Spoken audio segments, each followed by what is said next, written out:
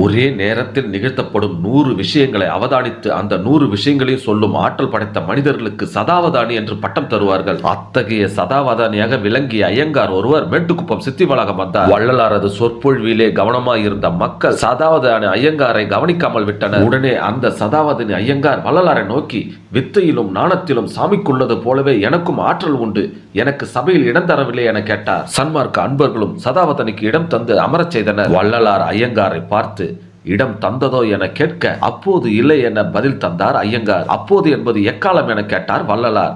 இறந்த காலம் என ஐயங்கார் பதில் கூறினார். இறந்த காலத்தின் அளவு என்ன என வள்ளலார் கேட்க, விடை தர முடியாமல் ஐயங்கார் அமைதியாக இருந்தார். 1008 செந்தாமரை இதழ்களை அடித்து ஒரு ஊசியால் அழுத்திய காலம் இறந்த காலம் என வள்ளலார் விளக்கினார். நீர் அமர்ந்தது இறந்த காலத்திலேயே, இன்னும் அந்த காலம் இருக்கிறது என வள்ளலார் அறிவித்தார். அஷ்டமா சித்திகள் பெற்ற வள்ளலாரின் அருமையை உணர்ந்த சதாவதானி விசிறி எடுத்து வள்ளலாருக்கு வீசினார்கள்.